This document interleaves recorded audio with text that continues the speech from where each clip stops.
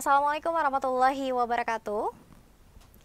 Pemirsa Sultan TV, senang sekali kita berjumpa kembali tentunya dengan Anda dalam Berita Sultan di edisi Rabu 5 Juli 2023. Kita akan membahas tema kita yang sangat menarik ya, terkait dengan ribuan caleg belum penuhi persyaratan untuk mendaftar. Berita selengkapnya.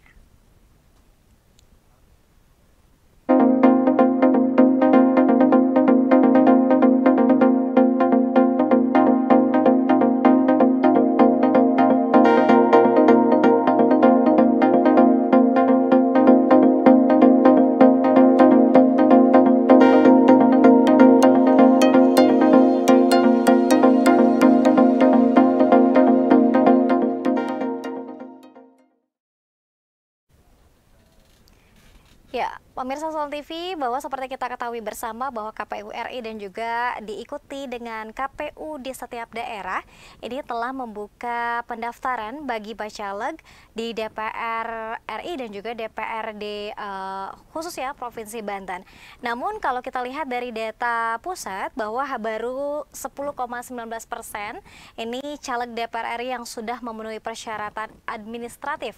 Lalu seperti apa bakal calon legislatif di Provinsi Banten, apakah juga serupa ya, masih banyak sekali bacaleg yang belum memenuhi syarat, dan seperti apa mekanisme dan juga skema pendaftaran bagi para bacaleg di DPRD Provinsi Banten. Dan senang sekali pemirsa, di studio Sultan TV telah hadir Ketua Divisi Teknis Penyelenggaraan KPU Provinsi Banten, Bapak Ahmad Subagja. Assalamualaikum, selamat siang Pak. Waalaikumsalam, selamat siang Mbak Selamat Dea. siang. Mbak Dea Sehat? ya? Iya, betul. Sehat ya Pak hari ini? Alhamdulillah hari ini sehat. Alhamdulillah hari ini sehat. Terima kasih banyak Bapak sudah mau menghadiri kita, membersamai kita di siang hari ini.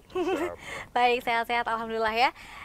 Mungkin bisa dijelaskan dulu nih Pak, sebetulnya kan kalau mekanisme pembukaan pendaftaran ini sudah dimulai sejak Tanggal 1 Mei sampai dengan tanggal 14 Mei. Oke. Jadi semua partai politik termasuk calon DPD pada saat pendaftaran penyampaian berkas dokumen persyaratan itu dari tanggal 1 Mei sampai dengan tanggal 14 Mei. Kemudian KPU RI Provinsi dan Kabupaten Kota termasuk kami di provinsi melakukan verifikasi administrasi dokumen persyaratan bakal calon. Dari tanggal berapa? Dari tanggal 15 sampai dengan tanggal 23 Juni. Oke. Jadi waktunya cukup lama sebenarnya. 1 bulan lebih kita melakukan verifikasi administrasi dokumen persyaratan bakal calon. Nah, dari hasil verifikasi dokumen persyaratan bakal calon, ada beberapa anggota DPD dan semua partai politik itu melakukan perbaikan. Ya. Mereka harus menyampaikan perbaikan dari tanggal 1 sampai dengan dari tanggal 26 Juni sampai dengan tanggal 9 Juli.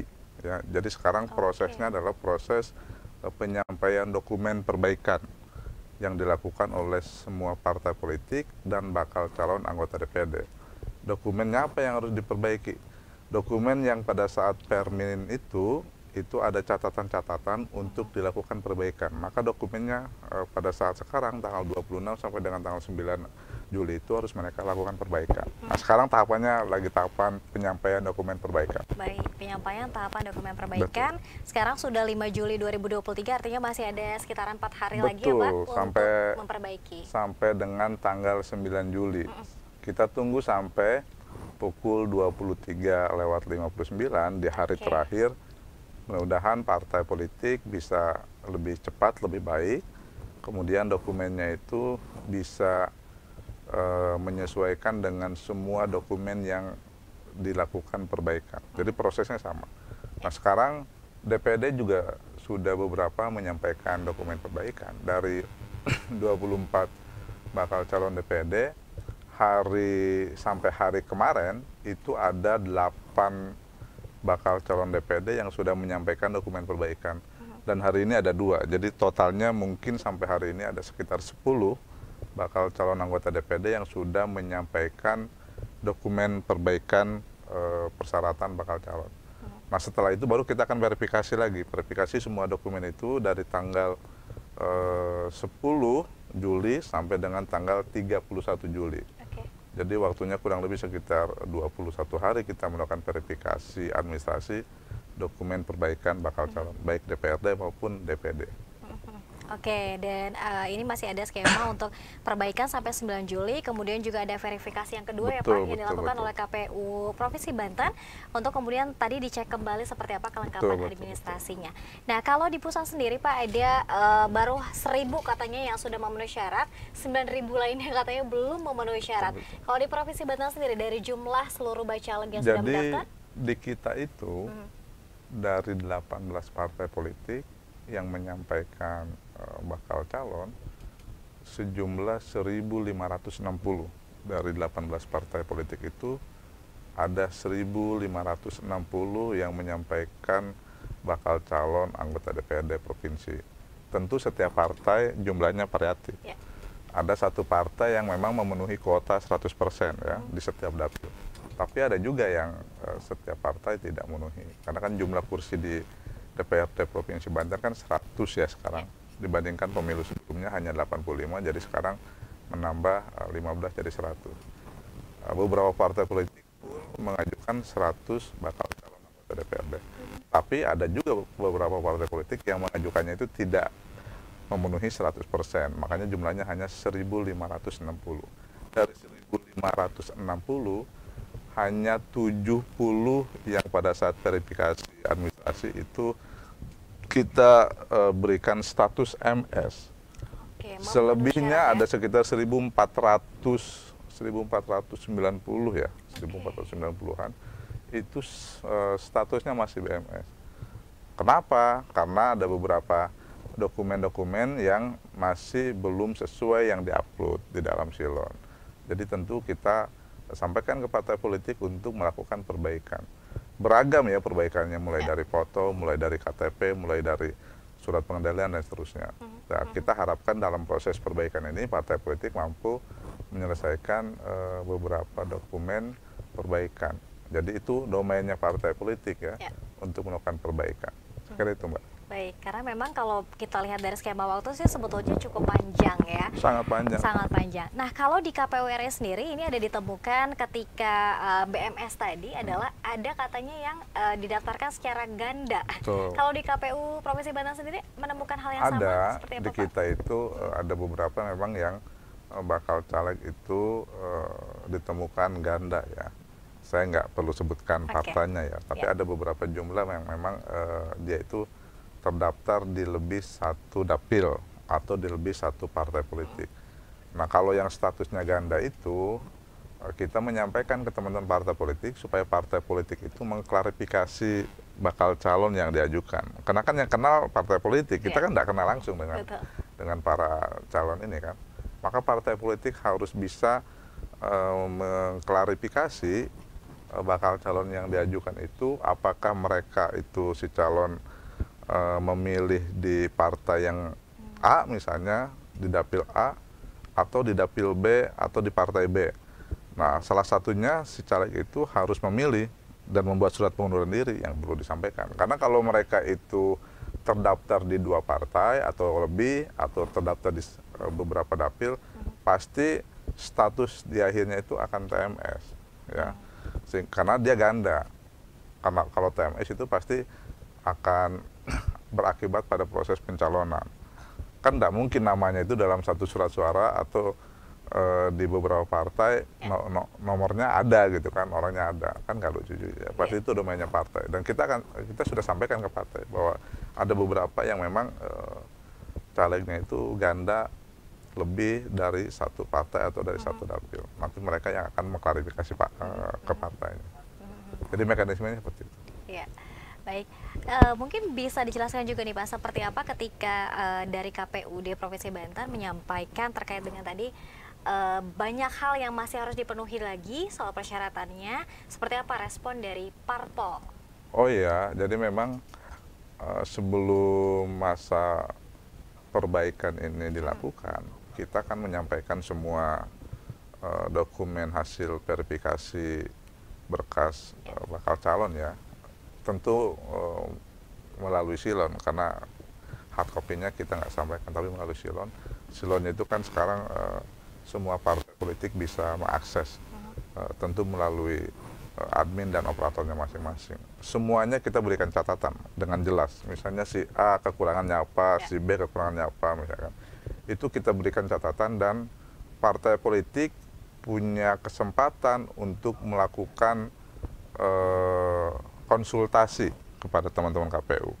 Dan kami di provinsi membuka helpdesk namanya, posko layanan bagi teman-teman partai politik untuk bisa berkonsultasi. Dan kami di KPU menyiapkan waktu untuk memberikan atensi, asistensi terhadap beberapa berkas yang dianggap mereka belum mengerti cara mengupload ke dalam Silon. Karena Silon ini kan aplikasi yang di 2024 ini baru kita gunakan secara utuh ya.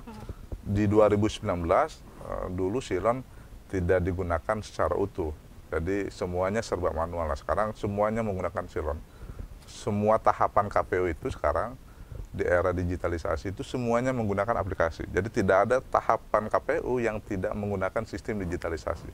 Misalnya mulai dari pendaftaran partai politik, sipol, kemudian ada pendaftaran pemilih, sidali, kemudian seleksi untuk badan ad hoc, siakba, kemudian ada sistem pencalonan, kemudian nanti ada proses sirekap, penghitungan suara, sampai dengan proses audit dana kampanye, namanya sidakam. Jadi semua tahapan di KPU sekarang semuanya harus menggunakan sistem digitalisasi. Itu bagian dari kita ingin mencoba bahwa KPU itu juga harus bisa menyesuaikan dengan perkembangan zaman. Harus mampu beradaptasi dengan perkembangan zaman. Jadi makanya semuanya kita menggunakan sistem digitalisasi.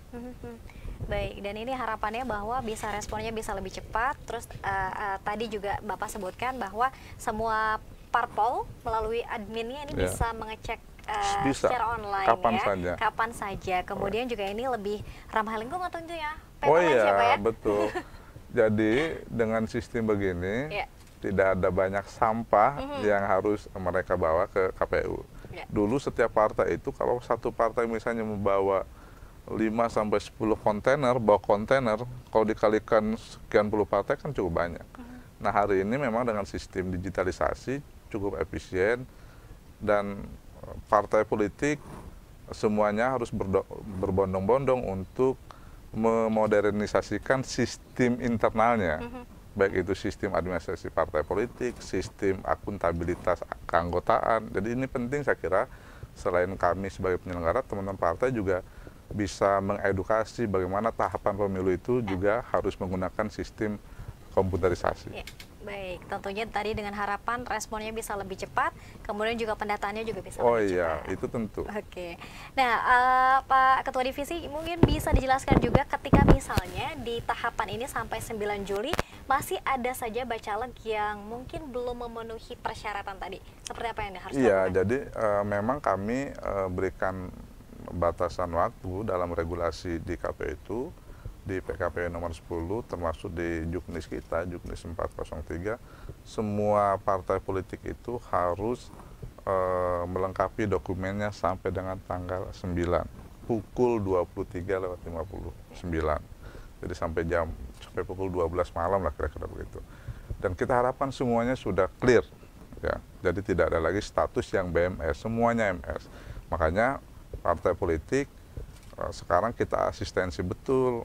Ada yang mau pergantian calon, ada yang mau pindah dapil, atau pergeseran, atau mau pindah parpol misalnya, itu dimungkinkan, sepanjang ada persetujuan dari DPP.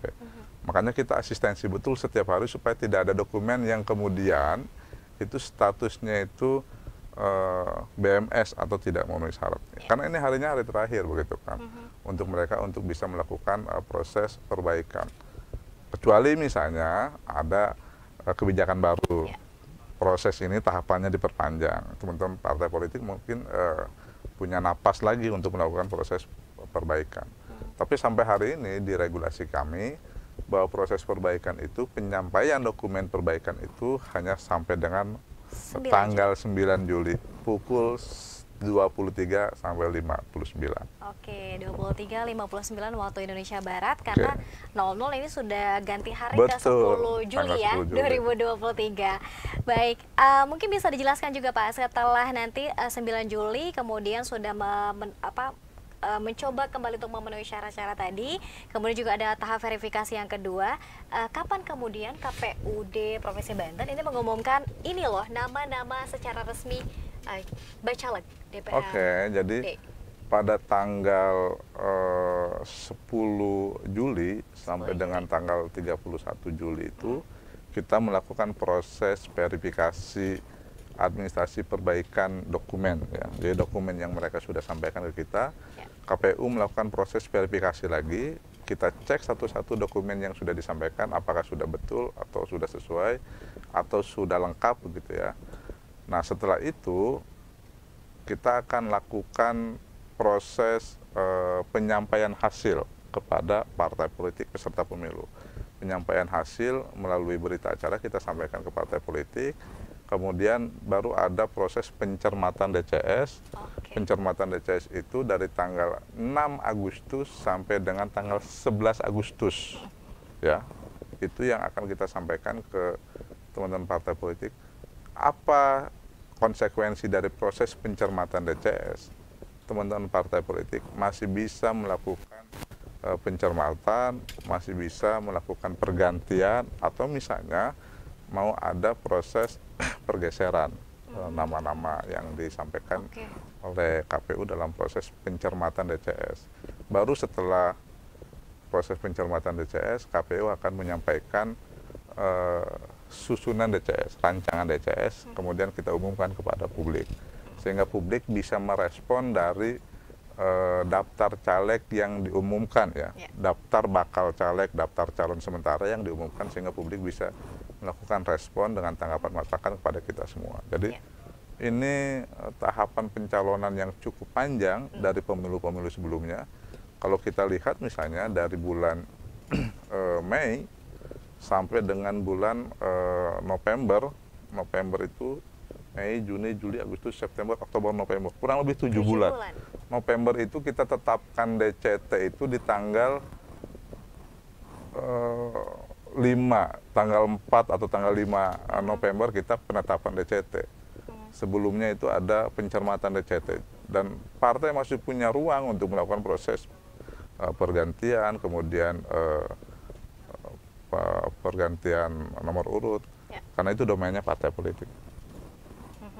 Oke, baik. Dan tadi sudah disebutkan juga oleh Bapak bahwa lebih cepat lebih baik respon dari partai politik. Artinya ini sangat perlu sekali sinergitas dan juga kerjasama yang baik ya Pak antara partai politik dengan KPU. Kita tentu melakukan komunikasi terus setiap hari melalui helpdesk kita, dan saya cukup apresiasi teman-teman di kantor ya, teman-teman sekretariat termasuk operator, dan respon partai politik juga cukup baik.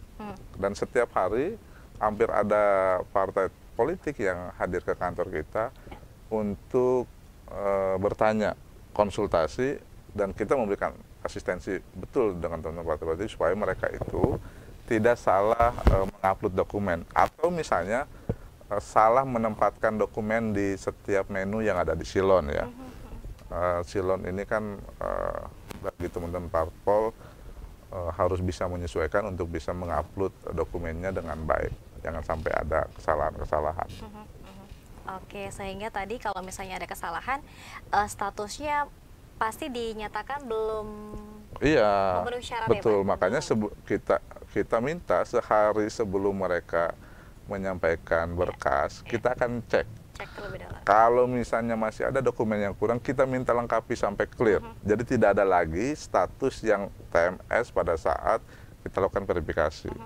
Makanya kita sampaikan ke teman-teman partai, semuanya dicek sebelum datang ke KPU, datang ke helpdesk dulu, biar operator itu supaya memastikan kelengkapan dokumennya itu sesuai dengan regulasi yang ada. Karena ada banyak dokumen yang harus mereka upload, mulai dari KTP, kemudian KTA, surat pengadilan, kemudian ijazah, banyak sekali, baik ijazah S1, SMA S1, dan seterusnya. Kemudian ada soal surat pengadilan, nah itu yang harus mereka sampaikan kepada kita, dan itu harus diupload satu-satu berdasarkan bacaleknya. Kalau calegnya banyak, ada 100 misalnya, maka partai politik ya harus mengupload satu-satu sesuai dengan bacalek yang ada di setiap partai. Ya. Ya, baik. Dan kita harapkan juga tadi tidak hanya antusias dan juga sinergi yang cukup baik antara KPU Provinsi Banten dan juga partai politik, ini juga perlu sangat sekali respon yang baik juga dari masyarakat ya Pak. Oh ya. iya, betul. Nah, namun tadi masih menunggu waktu ketika kita ingin melihat mana saja nanti dewan yang secara resmi pada bulan November ya Pak? Betul. Bulan November. Bulan November itu nanti ada DCT namanya, DCT. penetapan DCT. Tapi sebelum ada penetapan DCT, ada namanya rancangan DCS. Rancangan DCS itu di bulan Agustus ya, di bulan Agustus rancangan DCS. Nanti ada pencermatan sampai dengan rancangan DCS. Pada saat rancangan DCS diumumkan, itu publik bisa memberikan tanggapan. Ya. Misalnya, oh si A ini begini-begini, si B ini begini-begini.